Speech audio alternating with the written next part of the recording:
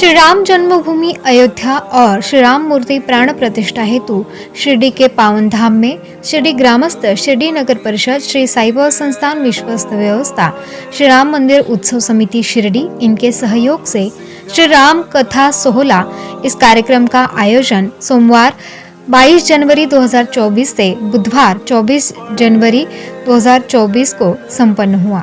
श्री राम कथा रामायणाचार्य हरिभक्त परायण शंकर महाराज शेवाड़े इनकी सुमधुर वाणी से प्रस्तुत किया गया। शिरडी के पावन धाम में श्री राम कथा का आयोजन 5 दिन तक किया गया था। अनेक मान्यवर इनके शुभ हाथों से प्रभु श्री राम की महाआरती की गई। इस राम कथा में रामायण ग्रंथ की अनेक लीलाएं कलाकारों द्वारा प्रस्तुत की गई। ऐसी लीलाएं और ऐसी राम कथा पहली बार शिरडी ग्राम वासियों को देखने और सुनने को मिली है। इस राम कथा का समापन दिन पर कीर्तन के साथ दही हंडी कार्यक्रम भी हुआ और सभी भक्तगण इनके लिए महाभंडारे का आयोजन भी किया गया। रामायणाचार्य शंकर महाराज शेवाड़े इनको शिरडी ग्राम वासियों के ओर से धन्यवाद दिए गए। ऐसी अद्भुत श्री राम कथा पहली बार शिरडी ग्राम वासियों के लिए की गई। इस श्री राम कथा सोहला में शिरडी के ग्रामस्थ के साथ शिरडी पंचक्रोशी सभी ग्रामस्थ ने सहभाग लिया था।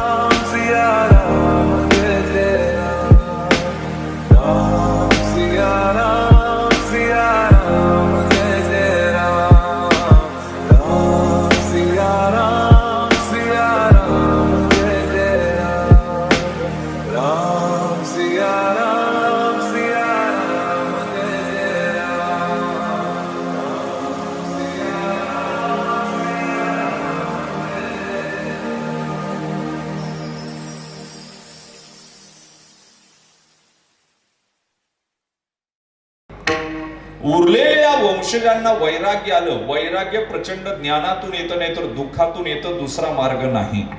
आणि म्हणून आता बास रुक्या टुक्याचा हिशोब नको, कुलकर्णी पद नको, आपल्याला काही नको। म्हणून उरलेल्या वंशजांनी परमार्थाची वाट धरली। काय कृपा या कुळावर गहिनीनाथांची कृपा झाली आणि या कुळामध्ये ज्ञानोबरायांसारखं ज्ञान जन्माला आलं। ते चालते ज्ञानाचे बिंब, अवयवते सुखाचे कोंब, ज्ञानेश्वरी लिहून पूर्ण केली।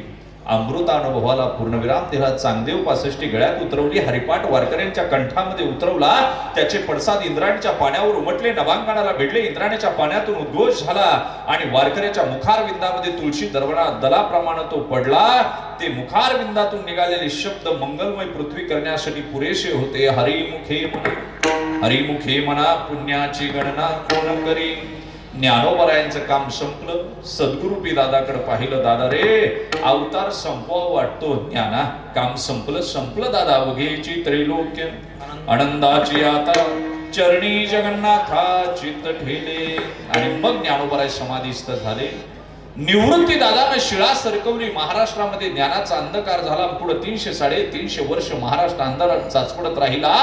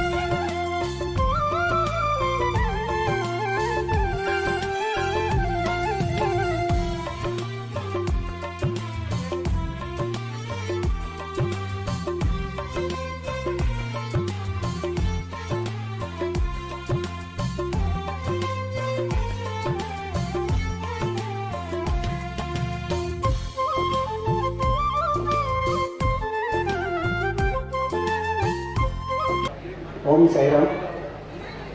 गेल्या 3 दिवसापासून अयोध्येमध्ये रामलल्ला मूर्तीची प्रतिष्ठापना हा जो राष्ट्रीय स्तरावरचा ऐतिहासिक अवर्णनीय अशा पद्धतीचा जो काही उत्सव झाला त्याचं औचित्य साधून आपण आपल्या शिर्डीमध्ये देखील अशाच पद्धतीचे काही कार्यक्रम आयोजित करावे. एवढ्याला तर त्या ठिकाणी जाणं शक्य नव्हतं. म्हणून समस्त शिर्डी ग्रामस्थ, नगर परिषद शिर्डी आणि श्री साई बाबा संस्थान शिर्डी यांचे संयुक्त विद्यमानं या ठिकाणी हरिभक्तपरायण श्री शिवाळे महाराज यांचा रामकथेचा कार्यक्रम आयोजित केला होता. सर्वांनी आपल्या आपल्या पद्धतीनं याच्यामध्ये बहुमूल्य योगदान दिलं आणि चांगल्या पद्धतीचा हा जो उत्सव आहे गेल्या 3 दिवस अतिशय उत्कृष्टरित्या पार पडला. जे कार्यक्रम काही यापूर्वी आपण संस्थांच्या माध्यमातून घेतलेले नव्हते ते कार्यक्रम देखील संस्थांच्या माध्यमातून आपल्या सर्वांच्या सहकार्याने आम्ही आयोजन केलं आणि सर्वांच्या सहकार्याने अतिशय यशस्वीरित्या ते पार पडलेले आहे. याचा मला अतिशय आनंद होत आहे. सर्वात महत्त्वाचं म्हणजे आपल्या शिर्डीकरांच्या पुढाकारातून आणि आपल्या सर्वांच्या आशीर्वादानं आपल्या शिर्डीच्या वतीने शिर्डी संस्थांच्या वतीनं मला साई भक्तांच्या वतीनं त्या ठिकाणी अयोध्येमध्ये या कार्यक्रमाला याची जोडा उपस्थित राहून हा सर्व सोहळा पाहता आला. आपल्या सर्वांचं जे प्रेम आहे, जी भक्ती आहे, सर्व साई भक्तांची जी काही भक्ती आहे ती मला श्रीराम प्रभूंच्या चरणी अर्पण करता आली आणि शिर्डीतून मी रामलल्लाचं दर्शन घेणारा पहिला आपल्या सर्वांच्या आशीर्वादाने व्यक्ती ठरतो. हे परोपकार मी शिर्डीकरांची कधी विसरणार नाही आणि जी या ठिकाणी अपेक्षा व्यक्त करून दाखवली अशा पद्धतीचे कार्यक्रम तर आपण सुचवत राहाल, ते होत राहतील. जो मंदिराचा जो मंदिर बांधण्याच्या बाबतीतला जो विषय आहे यापूर्वी देखील आपल्या सन्माननीय सदस्यांनी काही उपस्थित केलेला होता. यामध्ये हे मंदिर बांधावं अशा पद्धतीची मागणी यापूर्वी पण आलेली होती, मॅनेजमेंट पुढे पण आलेली होती. पण जागा जी सुचवली गेलेली आहे शिर्डीकरांनी ती साधारण आपलं जे बिरोबा देवस्थान आहे त्याच्या बाजूला आहे आणि एक अशा पद्धतीची कल्पना मांडली गेली की ही जी संस्थांच्या मालकीची जागा आहे आणि जी गर्दी शिर्डीमध्ये होते तीही थोडीशी विभागली जाईल अशा पद्धतीची कल्पना पुढे आलेली आहे. कल्पना स्वागतार्ह आहे. ही जी कल्पना आहे ही नक्कीच आपल्या जी विश्वस्त व्यवस्था आहे, जी मॅनेजमेंट बॉडी आहे त्याच्यासमोर ठेवली जाईल आणि पॉझिटिव्हली त्याची मांडणी केली जाईल आणि यात आपल्या सर्वांना श्री साईबाबांच्या आशीर्वादाने यश येवो अशा पद्धतीची भावना या ठिकाणी मी व्यक्त करतो. मी यामध्ये पॉझिटिव्हली पुढाकार घेऊन हे जे कार्य आहे ते साईबाबा तडीच नेवो अशा पद्धतीची भावना या ठिकाणी व्यक्त करतो. आपल्या सर्वांचं पुन्हा एकदा या ठिकाणी आभार व्यक्त करून 2 शब्द संपवतो. समस्त शिर्डीकर, शिर्डीनगर परिषद श्री साईबाबा संस्थान यांच्या संयुक्त विद्यमानानं आयोजित केलेला श्रीराम कथा महोत्सव या कार्यक्रमासाठी खास उपस्थित असलेले ज्यांना आपण हजारो लाखो लोक त्यांचे चाहते आहेत असे रामकथाकार शेवाळे महाराज यांच्या 3 दिवसाच्या वाढीतून आपण जे काही ऐकलंय ते घरी जाण्याचा प्रयत्न करू. त्यांनी सांगितलेला आचार विचार तंतोतंत पालन करण्याचं काम आपल्याला सगळ्यांना करायचं आहे.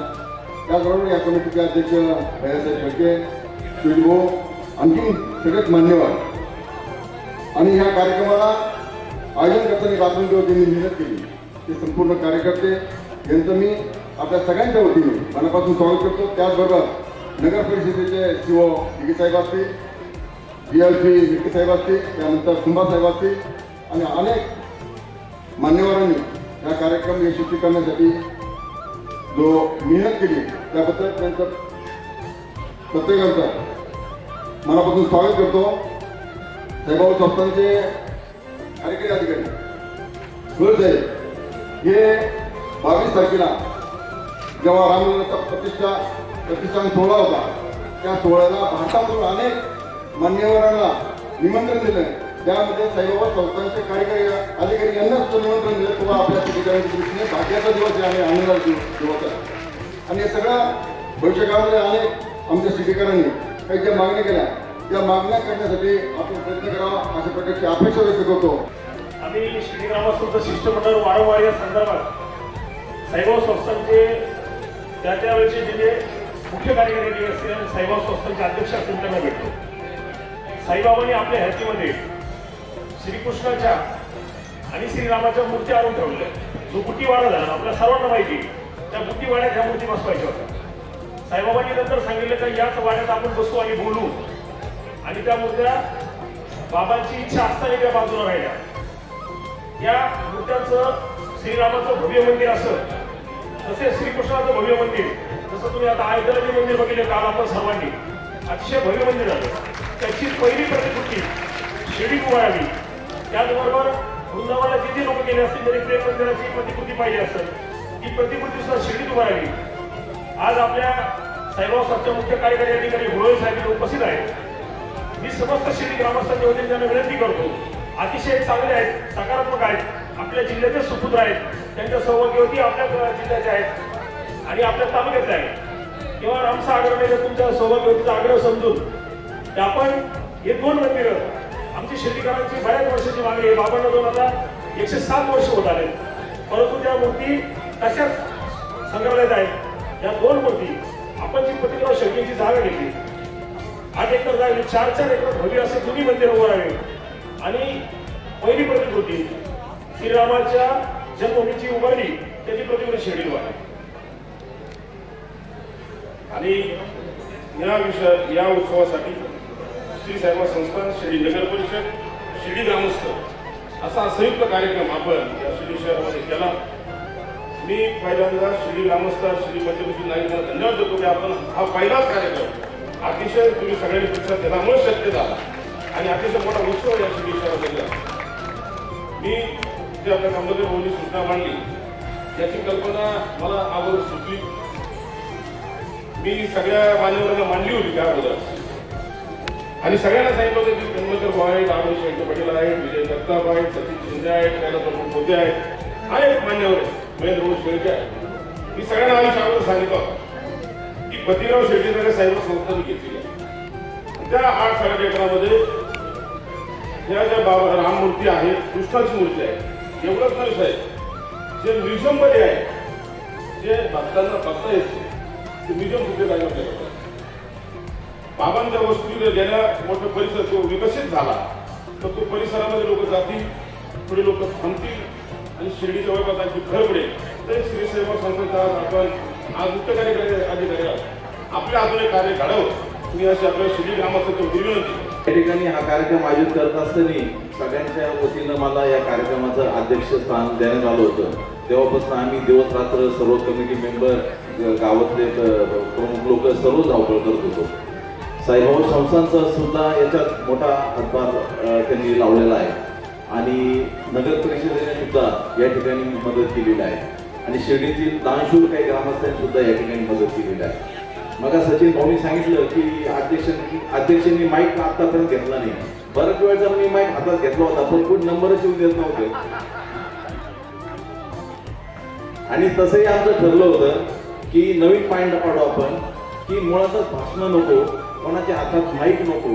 आता तुम्ही बघा, जेवढे काही रामचंद्रांचे फोटो असतील किंवा मंदिराची प्रतिकृती असेल समजा, हे सगळं ज्यावेळेस आम्ही दिलं, साहेबांना दिलं, महाराजांना दिलं, सगळ्यांना दिलं, तर कुठेही अध्यक्षाचं त्या ठिकाणी नाव नाही, फक्त कमिटीचं नाव आम्ही टाकलेलं आहे. म्हणजे ही प्रथा आपण पाळली पाहिजे या पुढं पण.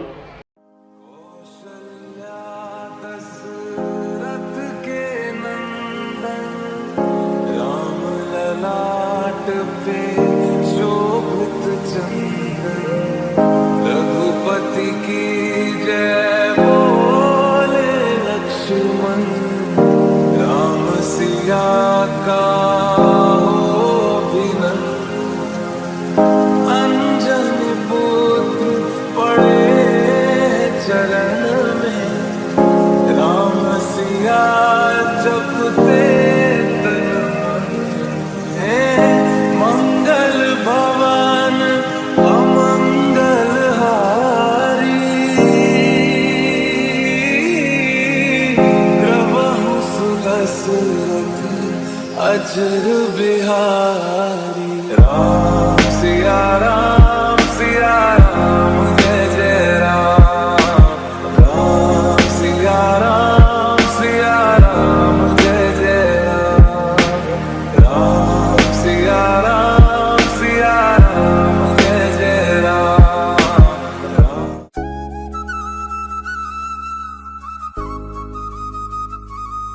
शिर्डी गॅझेटियर.